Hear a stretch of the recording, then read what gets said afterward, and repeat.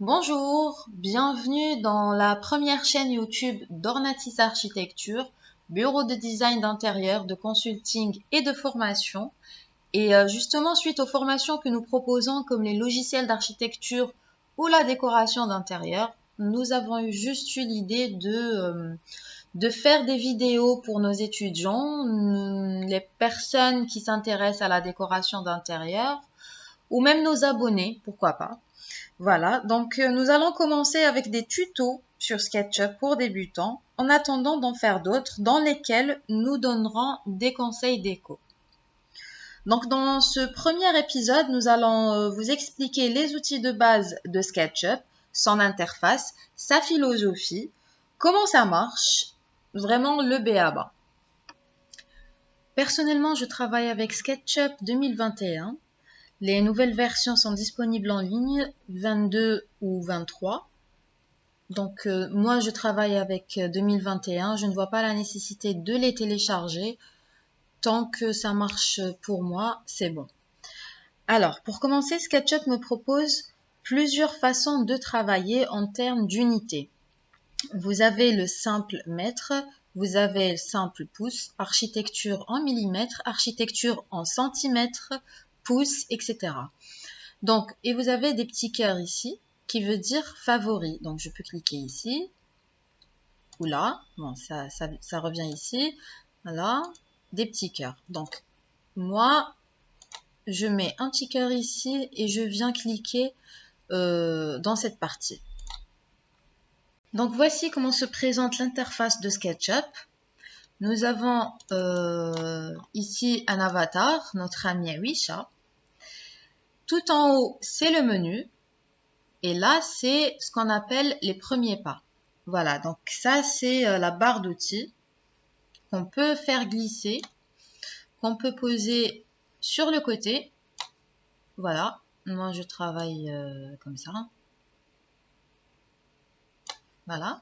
Vous avez la palette par défaut, mais si vous ne l'avez pas, pas de panique. Vous venez dans Fenêtre, palette par défaut. Bon, masquer le plateau pour moi parce que je l'ai. Voilà, je clique pour vous montrer. Donc, palette par défaut, afficher le plateau et vous cliquez. Voilà. Je vous montre, voilà, tout ce qui est coché. Là, vous l'avez juste ici. Donc, info sur entité, matière, composant, style, etc. Mais bon, ça, on va le voir dans une autre vidéo. Quoi d'autre? Les axes, voilà. Donc, je vais vous parler des axes. Donc, les axes vont m'aider à dessiner. Vous remarquez qu'il n'y a rien. Il y a juste le ciel, mais sinon, c'est le néant, à part notre ami. Les axes vont m'aider à dessiner. Donc, l'axe rouge, l'axe vert et l'axe bleu, c'est les positifs. Tout ce qui est en petits points, c'est les négatifs. Donc, si je veux dessiner la hauteur, je dessine selon l'axe bleu. Voilà. Mais quand je commence à dessiner, par exemple, un carré ou un sol ou un rectangle, je dessine toujours selon l'axe vert et l'axe rouge. Voilà. Pour moi, c'est le sol. Donc, le sol, je suis le vert et le rouge. La hauteur, c'est la couleur bleue. Voilà, X, Y et Z. Là, je commence à vous expliquer outil par outil. Donc, ça, c'est le curseur ou flèche de sélection. Par exemple, je sélectionne la Awisha avec un seul clic. Donc, je clique une fois et elle est sélectionnée. Si je veux supprimer Awisha, je clique ici. Donc, ça, c'est la gomme, l'outil qui vient juste après. Je clique sur la gomme. Et je viens cliquer sur Awisha. Voilà. Si je veux revenir en arrière par contre, je clique sur édition, annuler. Ou bien, je peux taper sur CTRL Z. Donc, CTRL Z en même temps sur le clavier. Voilà, maintenant le crayon. Le crayon m'aide à dessiner des lignes. Voilà. Pour lâcher le crayon, Regardez, pour lâcher le crayon, il suffit juste de taper sur échappe, la touche à gauche tout en haut. Voilà. Pour revenir en arrière, clic, non, CTRL Z, pardon, CTRL Z, CTRL Z, CTRL Z, CTRL Z. Voilà. Maintenant, si je veux dessiner par exemple un rectangle parfait, comment je fais? Donc, je clique une fois, là je clique, je lâche la souris et je fais glisser mon crayon. Regardez donc, nous avons une ligne noire, une ligne verte, une ligne rouge, une ligne bleue. Voilà. Alors, le bleu, c'est la hauteur. Donc, si je continue comme ça, échappe, regardez. Je travaille en hauteur. Si je clique une fois, ensuite je clique une deuxième fois pour arrêter ma ligne, voilà, vous remarquerez que ma ligne en noir est parallèle à mon axe vert. Voilà. Donc, là, nous allons commencer à dessiner. Je dessine la première ligne, donc je clique, je lâche, je fais glisser mon crayon. Ensuite, je clique une deuxième fois pour m'arrêter. De ce côté, donc je m'assure que la ligne soit parallèle à l'axe rouge et non pas l'axe bleu. Si je clique sur l'axe bleu, regardez ce qui... voilà. C'est pas parallèle à mon axe rouge. Donc, là, je supprime la ligne. Je viens cliquer ici et je viens en face mon axe rouge. Et je clique. Échappe. Voilà. Je commence à avoir la moitié de mon rectangle. Maintenant, pour avoir un rectangle parfait, il faut que la ligne qui vient ici soit en face de cette ligne ou en face de mon axe. Donc, je clique ici, je fais glisser ma souris, mais je n'ai pas la dimension vu qu'on dessine sans cotation. Donc, cette ligne, je viens la poser juste là, sans cliquer. Je viens la poser juste là pour que SketchUp puisse me donner des petits points. Voilà, des petits points qui m'aident à dessiner une ligne parallèle à la première et en plus de la même dimension. Voilà. Donc, quand ma ligne est verte, qui veut dire est parallèle à mon axe vert, et quand j'ai les petits points rouges en face, en plus mon axe rouge, je peux m'arrêter et cliquer. Maintenant, je ferme mon rectangle et là, j'ai une surface. J'ai un rectangle parfait. Voilà. Donc, on refait.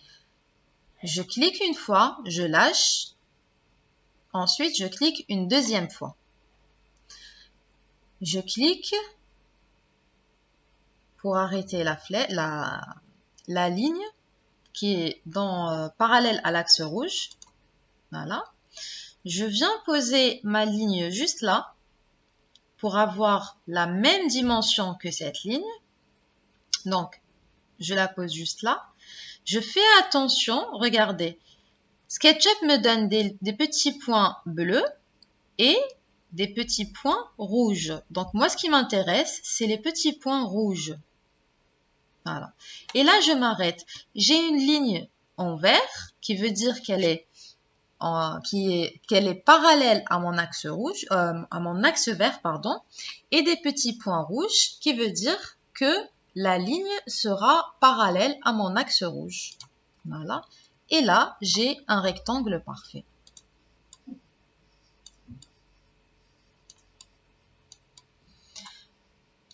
Maintenant, L'outil qui vient après, c'est arc. L'arc, je clique dessus. Je clique une fois ici. Ensuite, je clique une deuxième fois juste là. Et je fais glisser la souris. Vous remarquez qu'il y a une ligne rouge qui veut dire que mon arc est parallèle à l'axe rouge. Sinon, si je fais juste légèrement glisser la souris, regardez, c'est l'axe bleu. On a dit que l'axe bleu, c'est la hauteur. Donc, si par exemple, je clique quand c'est bleu, voilà. Remarquez que mon arc est dessiné en hauteur. Par contre, si là, on va redessiner notre arc, donc je clique et je lâche la souris, je fais glisser ici, donc le deuxième point, je clique une deuxième fois et voilà. Donc là, en fait, il suffit juste de jouer légèrement avec la souris. Si je choisis l'axe rouge, je clique et là, voilà, c'est au sol. Simplement. Voilà, donc ça peut être très intéressant si par exemple on veut dessiner une porte du style mauresque ou une fenêtre, une porte-fenêtre, etc. Voilà. Là, nous avons forme. Forme, nous avons un rectangle. Ça, c'est un rectangle parfait qui est déjà prêt. Donc, je clique une fois, je lâche la souris et je la fais juste glisser. Et je clique une deuxième fois pour m'arrêter. Donc là, encore une fois, j'ai créé une surface. Voilà. Je peux aussi, grâce au rectangle parfait, je peux dessiner un carré. Je clique une fois, je lâche la souris et je la fais glisser. Bon, là, je vais changer de... Je clique et à partir du point carré.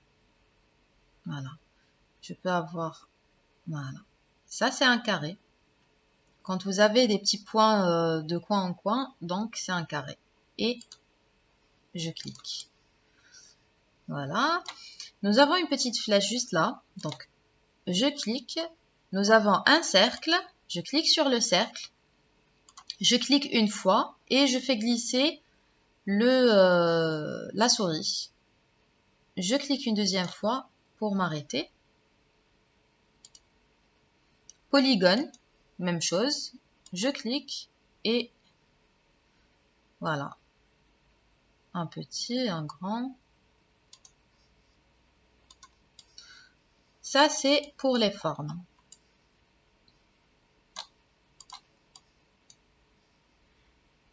Alors, ce que j'ai remarqué chez beaucoup de mes étudiants, c'est que en fait, ils ne lâchent pas la souris. C'est pour ça que à chaque fois, je dis, il faut lâcher la souris. Je clique et je lâche. C'est pas un appui lent, c'est juste un clic. Cliquer, c'est cliquer et lâcher. Voilà. Vous lâchez la souris. Il faut apprendre à lâcher la souris. Ce n'est pas des appuis lents. D'accord? Je clique, je lâche la souris et je fais glisser. Voilà, Mendelch un appui lent. Alors, ça c'est pour les formes. Maintenant, alors par contre, je vous conseille à chaque fois que vous utilisez un outil, un des outils, dès que vous finissez, par exemple, je fais ça, dès que je finis, je clique sur le curseur. Une mauvaise manipulation peut très vite tout gâcher. Voilà. Maintenant, vous avez cet outil pousser-tirer. Pousser-tirer, donc je clique, je viens ici, il y a des petits points qui apparaissent, qui veut dire que je vais travailler cette surface. Voilà. Si je viens ici, c'est cette surface que je vais pouvoir travailler, là, ou là, ou là. Donc, quand j'ai les petits points, je clique une fois, je lâche la souris et je fais glisser en haut. Vers le haut, pardon. Je fais la même chose. Voilà. Là, je commence à travailler ma 3D.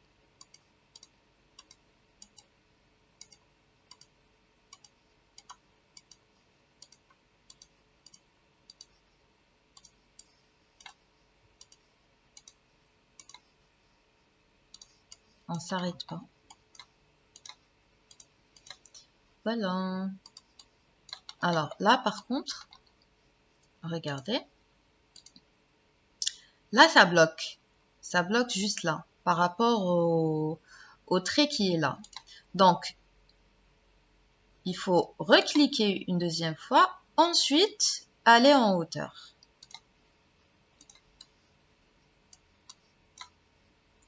Voilà.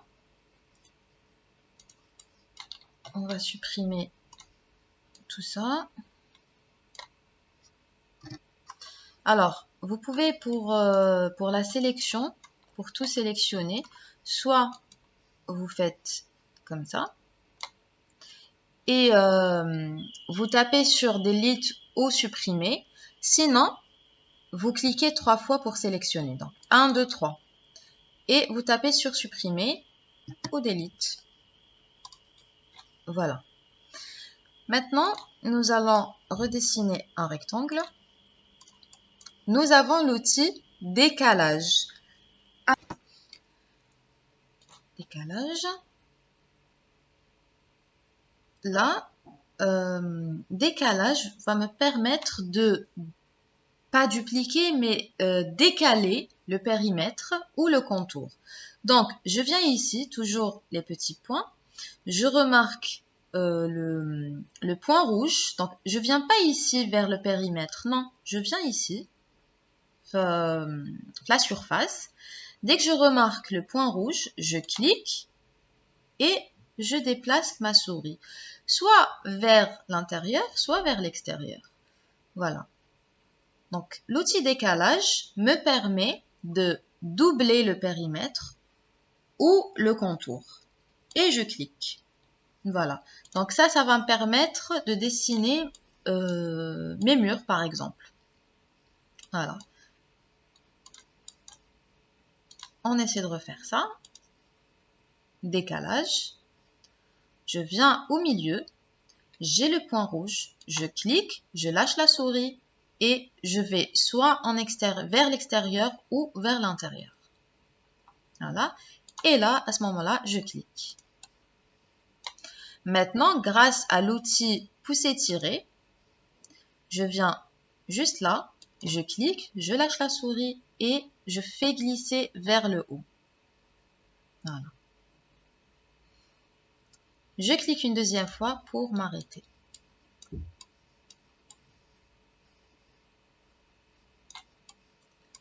Voilà.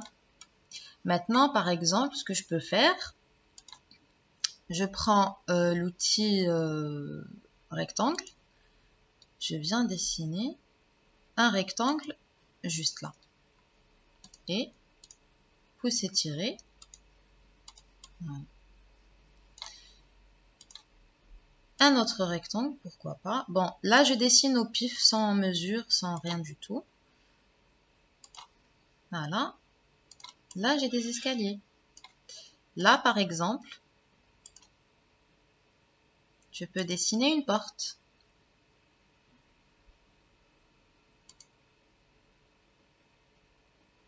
Une fenêtre. Bon, je fais n'importe quoi, mais voilà.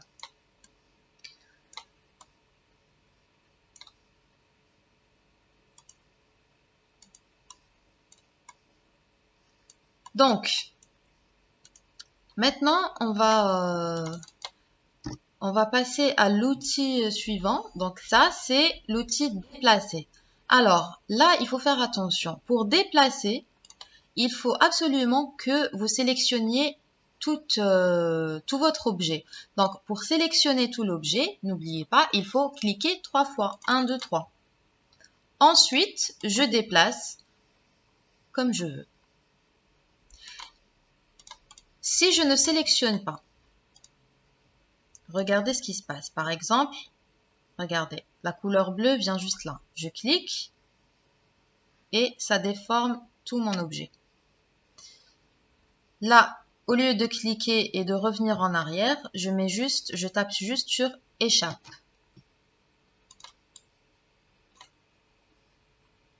Voilà. Par exemple, là.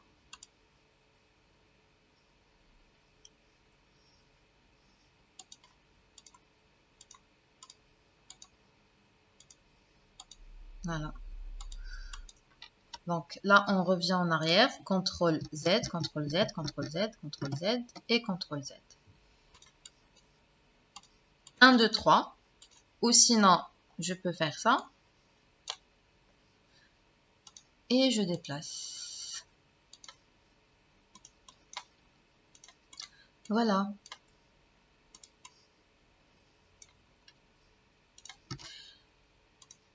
Ensuite, nous avons... Ah oui, alors, faire pivoter. Faire pivoter, c'est la même chose. Donc, on sélectionne le tout notre objet. 1, 2, 3. Ensuite, je viens, par exemple, je pose ça juste là. À partir d'un point, d'un axe, je peux faire pivoter mon objet. Donc, je clique, je choisis n'importe quel point, je clique, je viens tout droit et je fais une rotation. Voilà. Je peux par exemple, voilà, venir là. Je clique n'importe où, je choisis un point et en fonction de ce point, je fais une rotation. Donc, je vais par exemple là. Je choisis toujours les axes verts ou enfin l'axe vert ou l'axe rouge. Voilà. En tout cas, je choisis l'un des axes. Je travaille selon les axes. Donc, je vais là ou là sur l'axe rouge. Je clique une deuxième fois. Ensuite, je fais les rotations. Et je clique pour arrêter. Voilà. Je choisis un point encore une fois. Ensuite, en fonction de ce point, je clique une deuxième fois et là, je fais pivoter. Alors, par contre, cet outil peut être complexe et déroutant pour beaucoup. Et du coup, il y aura une vidéo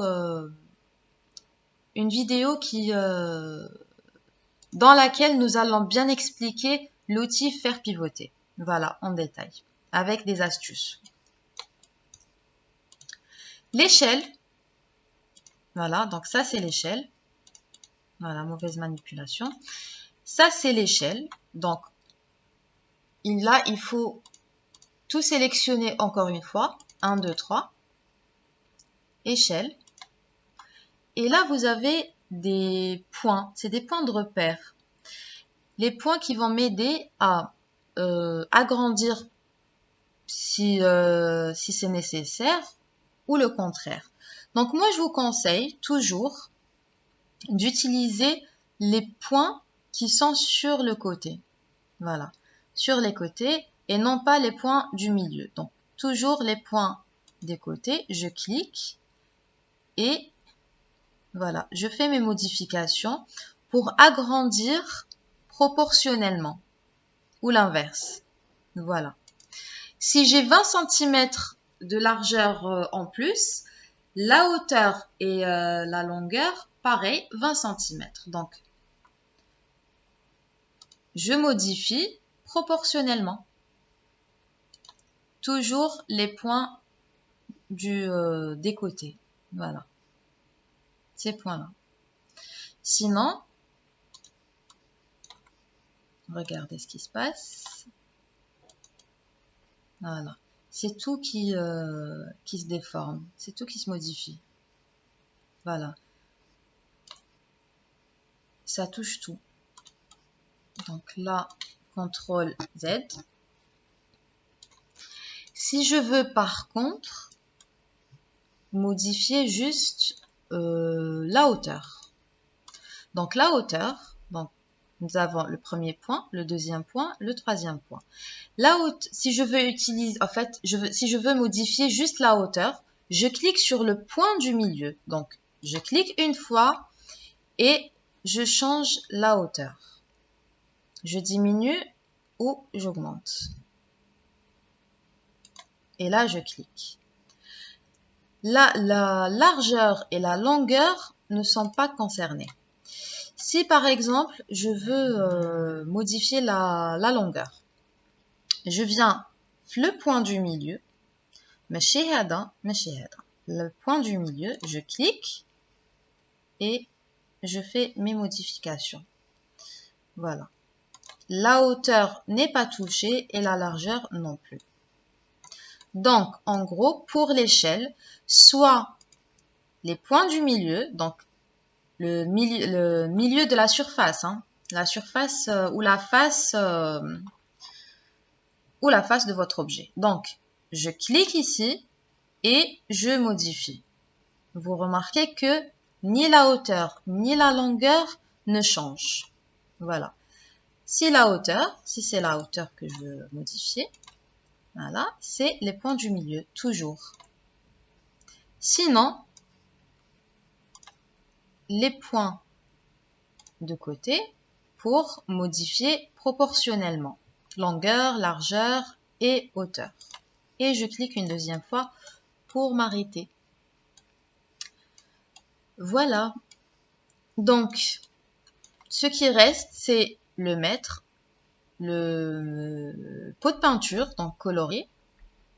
L'orbite, ça c'est l'orbite. Donc, je clique une fois et je me déplace. Voilà, comme ça. En fait, je tourne sur mon objet, sur Awisha, sur moi-même, sur mes axes. Nous avons la main. Donc, la main m'aide à me déplacer. Et la roulette ou la molette. Donc, aller en avant ou revenir en arrière. Donc, zoomer, dézoomer. Nous avons le zoom et le zoom étendu. Donc, si par exemple, je me perds dans mon dessin, regardez par exemple là. Là, je suis perdue, je ne sais pas où je suis. Il suffit juste de cliquer sur le zoom étendu. Voilà. Et je reviens à l'extérieur. Donc, voilà pour la première partie.